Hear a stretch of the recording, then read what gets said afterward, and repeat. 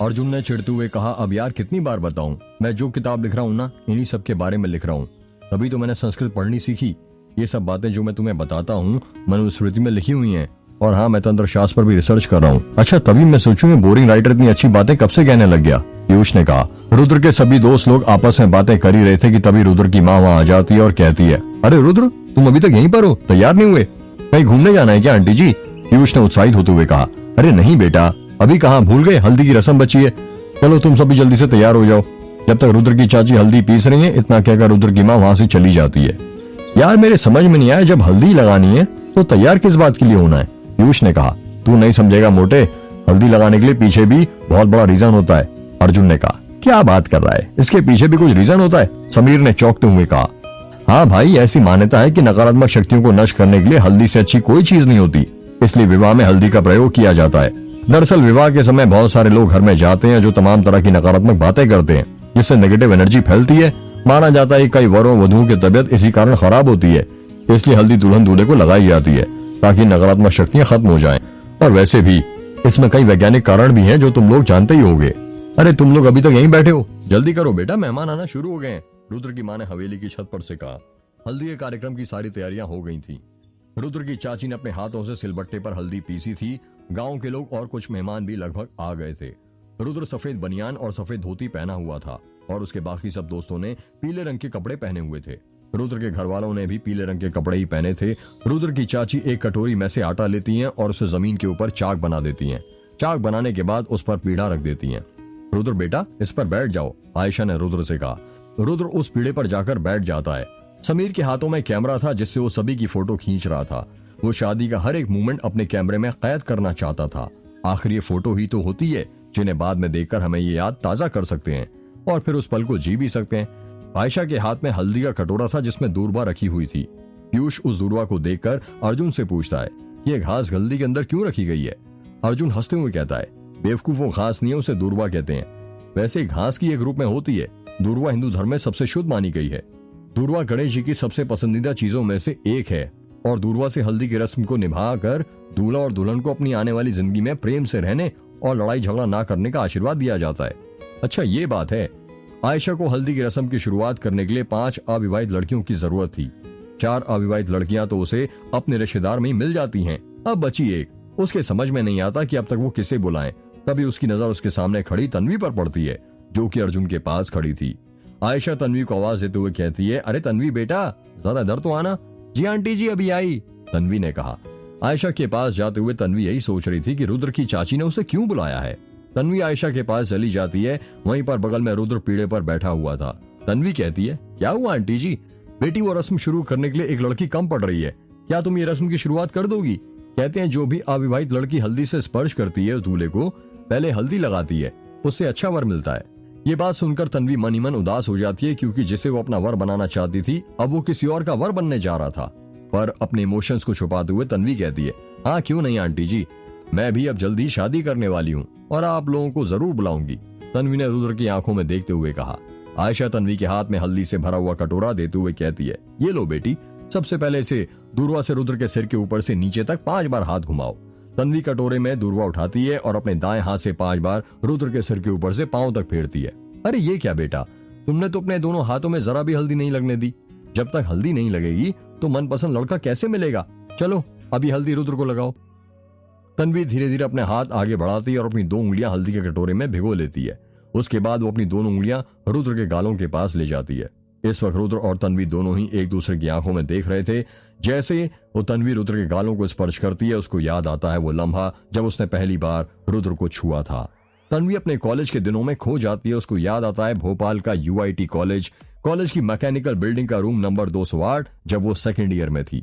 उस कमरे में सिर्फ वो और रुद्र थे। बाकी के दोस्त नीचे ग्राउंड फ्लोर पर होली खेल रहे थे, जिनके हल्ला करने की आवाज उस कमरे में भी आ रही थी। रुद्र, मैं कह देती हूँ, मेरे पास मत आना, तन्वी ने कहा। अरे ऐसे कैसे, ये हमारी पहली होली है। हाँ पता है, पर प्लीज रंग नहीं, तुम्हें पता है ना मुझे रंग से एलर्जी है। हाँ पता है, इसलिए तो तुम्हारे लिए स्पेशल रंग लाया हूँ, इससे तुम्हें कुछ नहीं होगा। नहीं रुद्र, प्लीज मत लगाओ, मेरा चेहरा खराब हो जाएगा। नहीं होगा तन्वी, इतना कहकर रुद्र तन्वी का हाथ पकड़ लेता है। तन्वी ने अपने दोनों हाथों में मुट्ठी बांधी हुई थी। छोड़ो मुझे रुद्र। नहीं, मैं नहीं छोड़ूंगा, छोड़ो, नहीं, मैंने कहा ना, छोड़ो मुझे, तन्वी ने गुस्से में कहा। तन्वी के गुस्से भरी आवाज सुनकर रुद्र को भी गुस्सा आता है। वो कहता है ठीक है, नहीं खेलना होली मत खेलो, बाय। इतना कहकर रुद्र तन्वी का हाथ छोड़ देता है और उस कमरे से जाने लगता है। जैसे ही रुद्र उस कमरे से बाहर जाने लगता है, तन्वी आगे बढ़ती है और पीछे से अपने हाथ आगे करते हुए रुद्र के गालों पर गुलाल लगा देती है और कहती है, कैसे लगाऊं तेरे गालों पर गुलाल, यही सोचती रहती हूं मैं फिलहाल। अपने इश्क के रंग में रंगूंगी तुझको, फिर रंग ना निकलेगा कभी निकाल। बस तन्वी, अब कितना पोज दोगी, खींच लिया मैंने तुम्हारी फोटो, समीर ने कहा। जब समीर ने ये बात कही तब तन्वी अपनी यादों की दुनिया से बाहर आती है और वहां से जाने लगती है। तन्वी पानी पीने जा रही थी, तभी उसका रास्ता अनन्या रोक लेती है और कहती है, कहाँ खो गई थी महारानी? कहीं तो नहीं, झूठ मत बोलो तन्वी, मैं तुम्हारी रग रग से वाकिफ हूँ। तन्वी को जवाब नहीं देती, बस चुपचाप खड़ी रहती है। अनन्या तन्वी कंधों पर हाथ रखते हुए कहती है, तुम आज भी रुद्र से प्यार करती हो ना? तन्वी कुछ नहीं बोलती। तन्वी की आंखों से आंसू निकलने लगते हैं। उन आंसुओं को देखते हुए अनन्या कहती है, तुम्हारे लब भले कुछ बयां ना कर रहे हो, पर तुम्हारे ये आंसू बहुत कुछ बयां कर रहे हैं। तन्वी, अब इससे पहले कि रुद्र इन आंसुओं को देख ले, उन आंसुओं को छुपा लो। याद है कॉलेज के दिनों में रुद्र तुम्हारे इन आंसुओं को देखकर पूरा कॉलेज सिर पर उठा लेता था। तन्वी ने अपने आंसुओं को पोंछते हुए कहा, हाँ याद है, एक बात याद है मुझे रुद्र की। मैं तो खुद ये देखकर परेशान हूँ, जो रुद्र मेरे लिए पूरी दुनिया से लड़ सकता था, वो इतना कैसे बदल गया। तन्वी और अनन्या बातें ही कर रहे थे कि तभी वहां पर पीयूष आ जाता है। पीयूष के दोनों हाथों में हल्दी थी। अपने हाथ अनन्या की तरफ करते हुए कहता है, आजा हीरोइन, तुझे हल्दी लगा देता हूँ, गौर गोरी हो जाएगी। इसकी जरूरत मुझे नहीं, तुझे मोटे। क्या कहा? रुक। इतना कहकर पीयूष अनन्या को हल्दी लगाने आगे बढ़ता है और अनन्या वहां से भागने लगती है। सभी मेहमान रुद्र को हल्दी लगाने लगते हैं। रुद्र के चेहरे को देखकर समझ नहीं आ रहा था कि वो खुश है या नहीं। वो जब तक तन्वी की तरफ देखता था तो उदास हो जाता था और अपनी माँ की तरफ देखता था तो उसके चेहरे पर हंसी आ जाती थी। समीर ने हल्दी की रस्म का एक एक पल अपने कैमरे में कैद कर लिया था और वो भी खुद हल्दी खेल चुका था। रुद्र बेटा, अब हल्दी हो गई, एक काम कर, अब तू नहा ले और तेरे कपड़े चाचा को दे दे, रुद्र की माँ ने कहा। पर क्यों माँ? सवाल नहीं करते बेटा, बस जा जल्दी और ये कपड़े तेरे चाचा को दे दे। ठीक है माँ। रुद्र पीढ़े पर से उठता है और अपने कमरे में नहाने के लिए जाने लगता है और रुद्र के पीछे पीछे पीयूष भी जाने लगता है। पीयूष को देखकर समीर कहता है, तू कहाँ जा रहा है मोटे? नहाने जा रहा हूँ। कहाँ? रुद्र के पास। तू क्या उसकी पीठ खिस कर देगा? समीर ने कहा। समीर और अर्जुन दोनों ठाके लगाने लगते हैं। समीर कहता है, बेटा वो कॉलेज के दिन थे जब जल्दी जल्दी में हम साथ में नहा लेते थे, पर आज उसकी शादी है, आज तो आराम से नहाने दे, उसे टाइम लगेगा आज। तो तब तक हम क्या करें, ऐसी हल्दी में खड़े रहें? हाँ यार, मैं भी यही सोच रहा हूँ। रुद्र के पूर्वजों ने इतनी बड़ी हवेली बनाई, लेकिन बाथरूम गिने चुने कमरों में बनाया, जिसमें कुछ लड़कियां हैं और कुछ में रिश्तेदार। अर्जुन ने कहा। हाँ यार, मैं भी यही सोच रहा था, समीर ने कहा। तो फिर क्या करें? पीयूष ने कहा। समीर के सामने ही राम काका थे जो सफाई कर रहे थे और जमीन पर गिरी हल्दी को इकट्ठा कर रहे थे। राम काका? समीर ने कहा। तू क्या राम काका के साथ नहाने वाला है? पीयूष ने हंसते हुए कहा। नहीं पागल, मेरे साथ आ।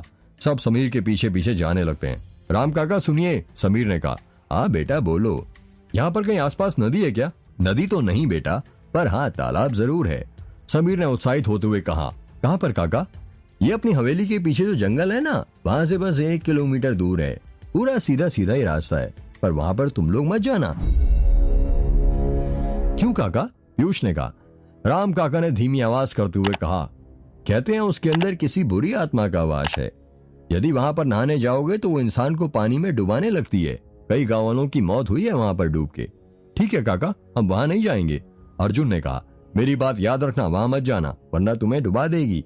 राम काका इतना कहकर वहां से जाने लगते हैं। सुनो, तुम दोनों अपने कपड़े जल्दी से बैग में रख लो जो तुम्हें नहाने के बाद पहनने, समीर ने कहा। पर क्यों? पीयूष ने कहा। पागल, हम नहाने जा रहे हैं जंगल वाले तालाब में। तू पागल तो नहीं हो रहा समीर? यार तुम लोग चलो ना, कुछ नहीं होने वाला।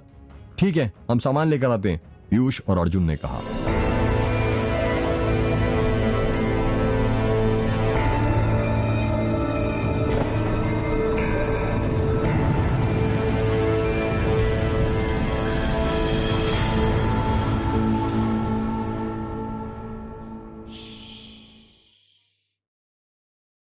रुद्र के चाचा। कहाँ बे? समीर ने कहा। अबे वो देखना पेड़ के पास, पीयूष ने हाथ से इशारा करते हुए।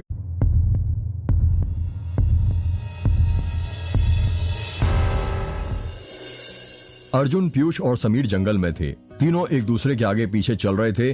सबसे आगे अर्जुन था, उसके पीछे पीयूष। उसने अपने हाथ में बैग पकड़ा हुआ था जिसमें तीनों के नहाने कपड़े रखे हुए थे और उसके पीछे था समीर जिसके हाथ में कैमरा था। वो जंगल में लगे पेड़ पौधों की फोटो खींच रहा था। कितनी देर में आएगा तेरा तालाब? पीयूष ने कहा।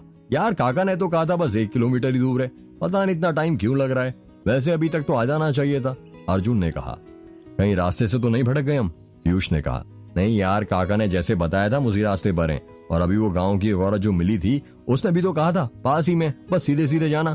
समीर ने कहा। हाँ यार, पीयूष ने कहा। समीर, अर्जुन और पीयूष तीनों आगे बढ़ ही रहे थे कि तभी पीयूष को उनसे थोड़ी दूर पर एक पेड़ के पास रुद्र के चाचा संतोष और राम काका दिखाई देते हैं।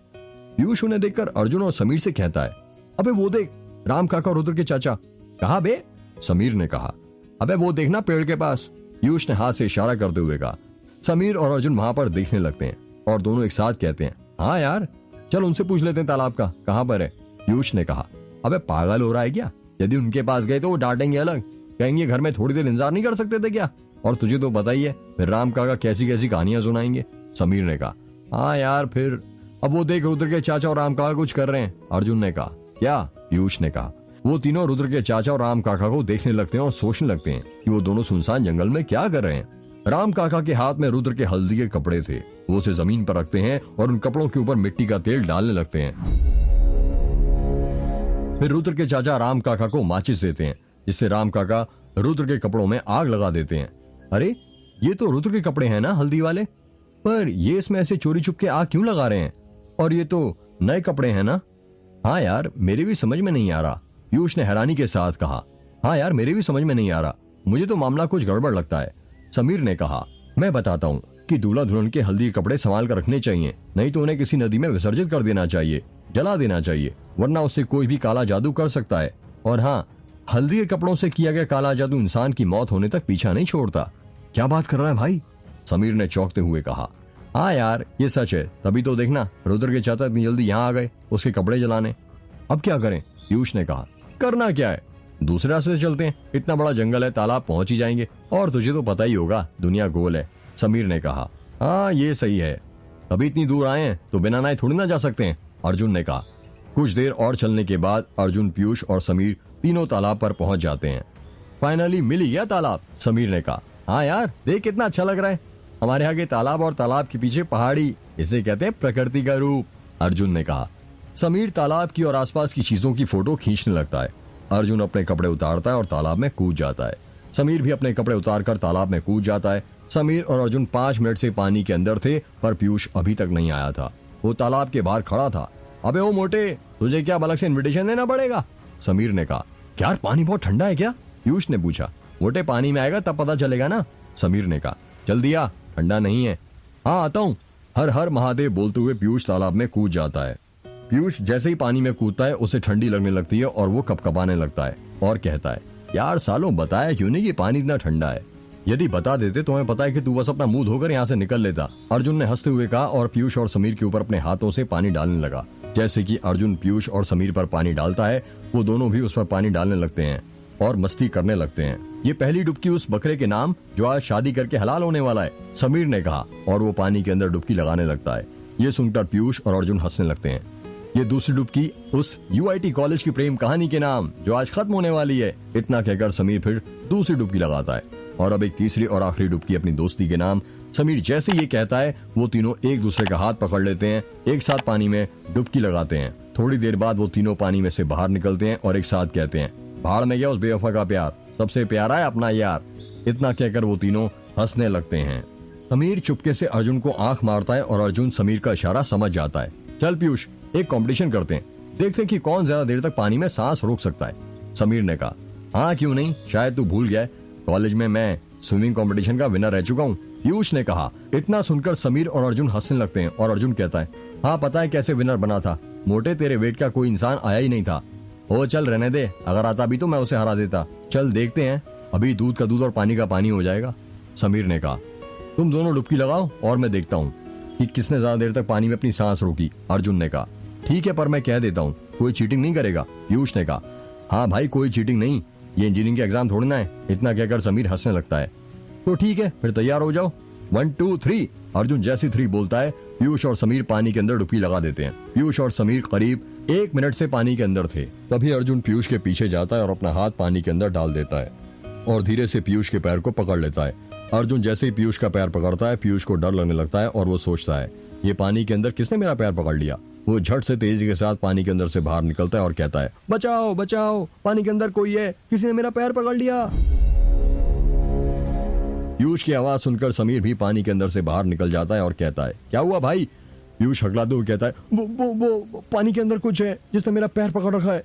चल झूठे, हारने के डर से कुछ भी बोल रहा है, समीर ने कहा। नहीं भाई, सच कहता हूँ, मम्मी कसम, पीयूष ने अपने हाथ से गले की चिमटी पकड़ते हुए कहा। पीयूष का मासूम सा चेहरा देखकर अर्जुन अपने आप को रोक नहीं पाता और जोर जोर से हंसने लगता है।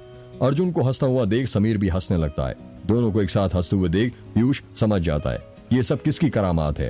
पीयूष कहने लगता है कि तुम्हारी सालों मेरी जान ही निकाल दी तुम दोनों ने तो। मोटे, फिक्र मत कर, तेरी इतनी जल्दी जान नहीं निकलने वाली, हम लोग हैं ना अभी, समीर ने कहा।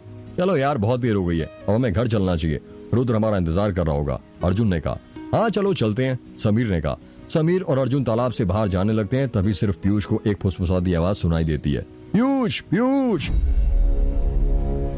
जब पीयूष पीछे मुड़कर देखता है तो सिवाय उसे उसके पीछे की पहाड़ी के और कुछ दिखाई नहीं देता। वो सोचने लगता है कि मुझे कौन आवाज दे रहा था। फिर उसे लगता है शायद ये उसका वहम है। पीयूष जैसे कि तालाब से बाहर जाने के लिए अपना पैर आगे बढ़ाता है। उसको ऐसा मालूम होता है और ऐसा महसूस होता है जैसे किसी ने उसका पैर पीछे से पकड़ लिया हो। पीयूष हंसते हुए कहता है, अब मैं नहीं फंसने वाला दोबारा तुम दोनों के जाल में।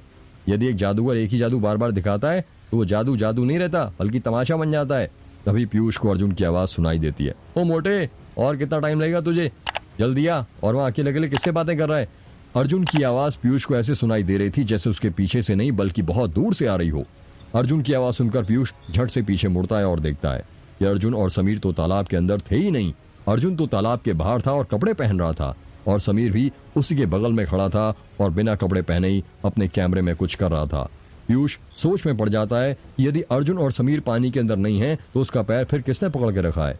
पीयूष अपना पैर पानी के अंदर से हटाने लगता है। वो अपना पैर हिला तक नहीं पा रहा था। उसे डर लगने लगता है और वो धीरे धीरे पानी के अंदर घुसने लगता है और देखने लगता है कि उसका पैर किसने पकड़ रखा है। जब वो पानी के अंदर जाता है तो देखता है कि पानी के अंदर कोई नहीं था, पर उसके बाएं पैर पर किसी के हाथ के निशान छप गए थे, ऐसे जैसे किसी ने उसका पैर पकड़ रखा हो। ये देखकर पीयूष डर जाता है और वो वापस ऊपर जाने लगता है। पर वो जब वापस अपना सिर पानी से बाहर निकालने लगता है तो उसे ऐसा लगता है जैसे कोई उसे पानी के अंदर डुबा रहा हो। पीयूष की सांसें फूलने लगती हैं। वो बहुत कोशिश कर रहा था पानी के अंदर से बाहर निकलने की, पर नहीं निकल पा रहा था। उसको ऐसा लग रहा था जैसे कोई दोनों हाथों से उसके सिर के पानी के अंदर धकेल रहा हो और डुबाकर मार देना चाहता हो। पीयूष के मुंह से पानी के बुलबुले निकल रहे थे। तभी ऊपर से पानी के अंदर दो हाथ आते हैं और पीयूष को पानी के लिए बाहर खींचने लगते हैं। पीयूष जब पानी के बाहर निकलता है तो देखता है कि उसको समीर ने पानी से बाहर निकाला था। तू पागल तो नहीं हो गया? इतनी देर पानी के अंदर क्या कर रहा था? यदि अभी मैं नहीं आता तो मर जाता साले। वो तो अच्छा हुआ कि अर्जुन ने देख लिया तुझे, समीर ने पीयूष पर चिल्लाते हुए कहा। पीयूष हकलाते हुए कहता है, भाई वो किसी ने मेरा पैर पकड़ लिया था और कोई मुझे पानी में डुबाने की कोशिश कर रहा था। अगर तू नहीं आता तो मेरी तो जान ही चली जाती। क्या नाप शनाप बग रहा है बे? भाई मेरी बात पर यकीन कर, मैं सच कह रहा हूँ। ये सब छोड़, पहले पानी से बाहर निकल। यदि ज्यादा देर पानी में रहा तो ठंड लग जाएगी। समीर और पीयूष पानी के बाहर जाने लगते हैं। पीयूष और समीर तालाब के बाहर निकल जाते हैं और कपड़े पहन लेते हैं। अब बता भाई हुआ क्या था? अर्जुन पीयूष से पूछता है। पीयूष अर्जुन को पूरा किस्सा सुनाता है। पूरी बात सुनकर अर्जुन कहता है, सच? यदि तुझे यकीन नहीं है तो रुक, तुझे अभी वो हाथ का निशान दिखाता हूँ। इतना कहकर पीयूष अपनी पैंट के पांव ऊपर चढ़ाने लगता है। अर्जुन और समीर पीयूष के पैर को देखकर हैरान हो जाते हैं।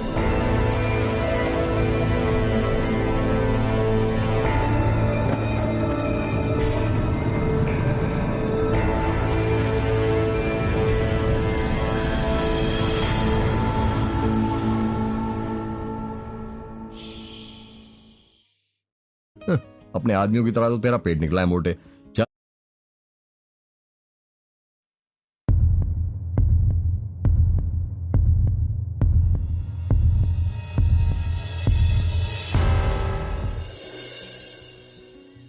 जब अर्जुन और समीर पीयूष के पैर को देखते हैं तो दोनों गंदा सा मुंह बना लेते हैं और एक साथ कहते हैं, छी कितना गंदा पैर है तेरा, बाल ही बाल है। मोटे, कम से कम वैक्स तो करा लिया कर। पीयूष अपने पैर को देखने लगता है और सोचने लगता है, पानी के अंदर बाएं पैर पर जो हाथ का निशान मैंने देखा था वो कहाँ चला गया? यार भाई मैं सच कहता हूँ, मैंने अपनी आंखों से पानी के अंदर वो निशान देखा था। पीयूष ने कहा। मोटे, तुझे बिन पिए ही नशा हो गया, रात में पता नहीं तेरा क्या हाल होगा, समीर ने कहा। चल अब चलें, काफी देर हो गई है, अर्जुन ने कहा। वो तीनों अपनी जगह से उठते हैं और तालाब से हवेली की तरफ जाने लगते हैं। रुद्र नहा धोकर तैयार होकर हवेली के बाहर खड़ा था। जैसे ही उसे समीर, पीयूष और अर्जुन आते हुए दिखते हैं, वो उनसे पूछता है, कहाँ गए थे तुम तीनों बिना बताए? तुम्हें जरा भी अंदाजा है मेरा क्या हाल हो गया था? यार हम बस वो नहाने चले गए थे तालाब पर, समीर ने कहा। तालाब पर? रुद्र ने चौंकते हुए कहा। तभी वहां पर अनन्या और तन्वी आ जाती हैं। उन दोनों ने भी नहा लिया था और तैयारी हो गई थी। कहाँ चले गए थे तुम तीनों? कब से हम लोग खाने के लिए तुम्हारा इंतजार करें? अनन्या ने कहा। यार कहीं नहीं, बस यहीं थे, समीर ने कहा। अनन्या नोटिस करती है कि पीयूष को चुप चुप है। वो पीयूष की ओर उंगली करते हुए कहती है, ये मोटे को क्या हुआ, इतना चुप चुप क्यों है? समीर हंसते हुए कहता, मैं बताऊं?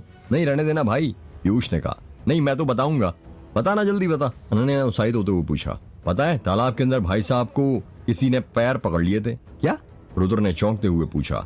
हाँ भाई, समीर ने कहा। अनन्या हंसते हुए कहती है, अच्छा हुआ पैर ही पकड़ा, कुछ और नहीं पकड़ा, वरना हमारा पीयूष तो किसी को मुंह दिखाने लायक ही नहीं रहता। अनन्या की बात सुनकर पीयूष को छोड़कर बाकी सब हंसने लगते हैं। सभी लोग बातें ही कर रहे थे कि तभी वहां पर रुद्र की चाची की बेटी स्वाति आ जाती है और कहती है, रुद्र भैया मम्मी सबको खाना खाने के लिए बुला रही हैं, जल्दी चलिए। हाँ तुम चलो स्वाति, हम आते हैं। चलो जल्दी चलो भाई, चाची ने खाने खाने के लिए बुलाया है, वरना नाराज हो जाएंगी। सभी लोग हवेली के अंदर जाने लगते हैं। रात हो गई थी और शादी की सारी तैयारियां भी हो गई थी। पूरी हवेली को लाइटिंग से सजाया गया था जो बहुत सुंदर लग रहा था। गार्डन में लगे पेड़ पौधों को हरी वाली लाइट से सजाया गया था। मंडप बाहर ही लगा था और उस पर गोल्डन लाइट लगाई हुई थी। मेहमानों का भी आना शुरू हो गया था। समीर, पीयूष और अर्जुन रुद्र के कमरे में तैयार हो रहे थे। रुद्र तैयार हो गया था पर पीयूष अभी तक तैयार नहीं हुआ था। अबे मोटे कितना टाइम लगाएगा? शादी रुद्र की है, तेरी नहीं। देख रुद्र तुझसे पहले तैयार हो गया है, समीर ने कहा। अरे तो वो क्या करेगा अब तैयार होकर, वैसे भी आज शादी होने वाली है उसकी। अब से वो आदमी बन जाएगा और हम तो कुंवारे हैं ना, तो कोई ना कोई कुंवारी लड़की तो ढूंढनी पड़ेगी ना आज। क्या कहा? आज से मैं आदमी बनने वाला हूँ, रुद्र ने पीयूष के पेट में मजाक में मुक्का मारते हुए कहा। तूने पेट देखा है अपना? अपने आदमियों की तरह तो तेरा पेट निकला है मोटे, चल रहने दे, पीयूष ने कहा। रुद्र ने नीले रंग का इंडो वेस्टर्न कुर्ता पहना हुआ था और वो उस पर बहुत जच रहा था। रुद्र ने अभी सेरा नहीं बांधा था क्योंकि रस्म के अनुसार वो दूल्हे की माँ बांधती है। रुद्र बेटा कितना वक्त और लगेगा? रुद्र की माँ की नीचे से आवाज आती है। बस 2 मिनट माँ, अभी आया, रुद्र ने चिल्लाते हुए कहा। सुनो माँ, मुझे नीचे रस्मों के लिए बुला रही हैं, मैं जाता हूँ, तुम लोग आ जाना, ठीक है? रुद्र ने अपने दोस्तों से कहा और वह वहां से जाने लगा। ठीक है, अर्जुन ने कहा। रुद्र जल्दी जल्दी में अपने कमरे से बाहर निकलता है और जैसे ही कमरे से बाहर निकलता है हड़बड़ाहट में तन्वी से जाकर टकरा जाता है। अचानक रुद्र के सामने आ जाने के कारण तन्वी जमीन पर गिरने लगती है। तभी रुद्र तन्वी का हाथ पकड़ लेता है। तन्वी ने काले रंग का लहंगा पहना हुआ था और गले में सफेद रंग का स्कार्फ बांधा हुआ था। माथे पर छोटी सी काले रंग की बिंदी थी। आंखों में सुरमा और कानों में छोटे छोटे काले रंग के बुंदे थे। हाथों में सफेद और काले रंग की चूड़ियां। तन्वी स्वर्ग किसी की अप्सरा से कम नहीं दिख रही थी। ऐसा लग रहा था जैसे चांद काली घटाओं में छिप रहा हो। तन्वी ने ठीक वैसा ही मेकअप किया था जब उसने कॉलेज की फ्रेशर्स पार्टी के दिन किया था। रुद्र तन्वी की आंखों में देखता है और देखते ही देखते अपने कॉलेज के दिनों में खो जाता है। उसको याद आता है भोपाल के नेहरू नगर का गोल्डन ट्रीट होटल, जहां पर उसके सीनियर्स ने उन्हें फ्रेशर्स पार्टी दी थी और जाने अनजाने में उसे तन्वी के करीब ला दिया था। उस वक्त सीनियर्स जूनियर्स को टास्क दे रहे थे। सब जूनियर्स को टास्क देकर हो गए थे और अब बस तन्वी और रुद्र बचे थे। सीनियर्स भी हैरान थे कि ऐसा कैसे हो गया, क्योंकि उनके हिसाब से तो आखिर में बस 2 लड़के बचने चाहिए थे। पर फिर उन्हें पता चलता है कि लिस्ट में जो आने वाले थे उसमें एक लड़का नहीं आया था, बल्कि एक लड़की ज्यादा आ गई थी। स्टेज पर रुद्र और तन्वी खड़े थे। स्टेज को दिल के शेप के लाल और सफेद गुब्बारों से सजाया गया था। स्टेज के बगल में ही डीजे वाला था, जो जब किसी का टास्क चल रहा होता तो गाना बजाया जाया करता था। रुद्र ने सफेद रंग का शर्ट और काले रंग की पैंट पहनी हुई थी और गले में ब्लैक पोनी टाई लगाई हुई थी, जो कि पार्टी का ड्रेस कोड था। सभी जूनियर लड़के वही ड्रेस कोड में आए थे। तन्वी ने नीले रंग की बारबी वाली फ्रॉक पहनी हुई थी, क्योंकि सीनियर्स गर्ल्स का यह आदेश था, कोई भी जूनियर लड़की वेस्टर्न या जीन्स टॉप पहनकर नहीं आएगी, सब ट्रेडिशनल में ही आएंगी। क्या नाम है आपका? एक सीनियर लड़की ने प्यार से तन्वी से पूछा। जी तन्वी सर। और तेरा नाम क्या है? उसी सीनियर लड़के ने रुद्र से पूछा। जी सर रुद्र। तो देखा भाई लोग, तुम दोनों का टास्क कुछ इस प्रकार है। तुम दोनों को एक दूसरे को प्रपोज करना है, पर इसमें कुछ बदलाव हैं, और वो ये हैं कि तन्वी जो है वो लड़का बनेगी और रुद्र तुम जो हो तुम्हें लड़की बनना है, उसी सीनियर लड़के ने कहा। सब सीनियर्स ये सुनकर जोर जोर से हंसने लगते हैं। तन्वी और रुद्र घबराने लगते हैं। तन्वी, तुम्हें कोशिश करनी है रुद्र से हाँ बुलवाने की, और रुद्र तुम्हें हाँ नहीं बोलना है, सख्त बनना है, ठीक है? एक सीनियर लड़की ने कहा। जी मैम ठीक है, रुद्र और तन्वी दोनों ने एक साथ कहा। एक सीनियर लड़का रुद्र को एक दुपट्टा ला कर देता है और कहता है, चल अब ओढ़ ले इसे और बचा ले अपनी लाज। रुद्र चुपचाप वो दुपट्टा ओढ़ लेता है क्योंकि उसे पता था कि सीनियर को मना करने का क्या नतीजा होता है। पूरे 4 साल कॉलेज आपके लिए जेल बन जाती है। ना ही नोटिस मिलते हैं, ना ही किसी सीनियर का सपोर्ट होता है। सुनिए, तन्वी प्यार से रुद्र से बोलती है। रुद्र कुछ जवाब नहीं देता। मैं ना आपसे बहुत प्यार करता हूँ, तन्वी ने कहा। तभी एक सीनियर लड़की कहती है, ओ मैडम, फिल्में नहीं देखती क्या? ऐसे कोई डायरेक्ट प्रपोज करता है क्या? थोड़ा सा प्यार से बोलो, थोड़े रोमांटिक बनो। मम्मी पापा ने क्या गुस्से से पैदा किया था क्या तुम्हें? उस लड़की की बातें सुनकर सब लोग हंसने लगते हैं और तन्वी के हाथ और कपकपाने लगते हैं। मैं ना आपसे बहुत प्यार करता हूँ, क्या आप मुझसे शादी करेंगी? अरे ओ मैडम, तुझे प्रपोज करना बोला था, तू तो सीधे शादी पर ही आ पहुंची। बड़ी जल्दी लगता है तुझे सुहागरात की। उसी सीनियर लड़की ने कहा। तन्वी कपकपाते हुए फिर से बोलती है, आई लव यू। पर उधर कुछ जवाब नहीं देता। सभी सीनियर्स का मूड ऑफ हो जाता है और वो एक दूसरे से कहते हैं, ये बोर कर रही है यार, इसको हटाओ। हाँ यार, इससे नहीं हो पाएगा। तभी एक सीनियर लड़का कहता है, रुद्र अब तू वापस से लड़का बन जा और तन्वी तुम वापस से लड़की बन जाओ। अब रुद्र तुझे प्रपोज करना है तन्वी को। और सुन ले रुद्र, पूरी फीलिंग के साथ होना चाहिए और मैं एक ही बार कराऊंगा। यदि हमें मजा नहीं आया तो तू जानता है तेरी कैसे रैगिंग होगी। इतना कहकर वो सीनियर रुद्र के हाथों में गुलाब दे देता है और कहता है, चल अब शुरू हो जा। रुद्र अपने सिर पर से दुपट्टा हटाता है और उसे जमीन पर रख देता है। रुद्र अपने घुटनों के बल बैठ जाता है और तन्वी की आंखों में देखने लगता है। डीजे वाला स्लो साउंड में कबीर सिंह मूवी का मेरी राह तेरे तक है, तुझ पर ही तो मेरा हक है की ट्यून बजाने लगता है। रुद्र तन्वी की आंखों में देखते हुए कहता है, वो सारी बातें जो मैंने तुमसे छुपा कर रखी थी, इस डर से कि कहीं दोस्ती न टूट जाए हमारी, पर ये सब जानते हुए भी मैं आज तुमसे वो सारी बातें कहूंगा, चाहे उसके बाद तुम मेरा दिल ही क्यों ना तोड़ दो। कॉलेज में तुम्हें पहली बार देखना मेरे लिए ऐसा था जैसे किसी राहगीर को उसकी मंजिल मिल गई हो, जैसे भंवरे को कोई खिलता हुआ फूल मिल गया हो, जैसे अंधेरी रात को चांद का नूर मिल गया हो, जैसे भटकती हुई रूह को उसका जिस्म मिल गया हो जिसमें वो समाना चाहता हो। कॉलेज की कैंटीन में चुपके चुपके तुमको देखना और तुम्हारे देखते ही वाटर कूलर के पीछे छुप जाना कुछ ऐसा था जैसे सूरज का बादलों के पीछे छुप जाना और धरती को चुपके चुपके निहारना। तुम्हारी एक झलक देखने के लिए मेरा रोज कॉलेज आना ठीक ऐसा था जैसे किसी पुजारी का रोज मंदिर आना। तुम्हारे सामने तुमसे कभी बात ना करना और आईने के सामने जाकर हर वक्त खुद से तुम्हारी बातें करना ऐसा था जैसे किसी कवि का कविता लिखते वक्त रात को उसकी कविताएं से बातें करना। मैं तुम्हें खुश रख पाऊंगा या नहीं रख पाऊंगा ये तो मुझे नहीं पता, पर हाँ इतना जरूर पता है कि मैं तुम्हारे बगैर खुश नहीं रह पाऊंगा। तुम्हारे सारे ख्वाब जो तुमने अपने लिए देखे हैं, जिसमें भले ही मैं नहीं पर उन ख्वाबों को सच करने का जरिया बनना चाहता हूं मैं, उन्हें हकीकत में तब्दील करना चाहता हूं मैं। तुम्हारे आंसुओं को अपनी आंखों में भरना चाहता हूं मैं, तुम्हारे चेहरे का नजर का टीका बनना चाहता हूं मैं, तुम्हारी जिंदगी का किरदार बनना चाहता हूं मैं। बोलो क्या तुम मेरी जिंदगी का किरदार बनोगी? बोलो तन्वी, क्या तुम मेरी जिंदगी का किरदार बनोगी? तन्वी रुद्र की बातें सुनकर एकदम चुप हो जाती है। रुद्र की दिल की धड़कनें थम सी जाती हैं और तन्वी की सांसें ऊपर नीचे चलने लगती हैं। गाने की ट्यून बजते बजते अपने आप रुक जाती है जैसे वो भी तन्वी का जवाब सुनना चाहती हो। वहां पर जितने भी सीनियर जूनियर थे सब चुपचाप थे, सब जानना चाहते थे कि तन्वी रुद्र को क्या जवाब देती है। अनन्या, अर्जुन, पीयूष और समीर सभी की निगाहें तन्वी के ऊपर जमी हुई थी।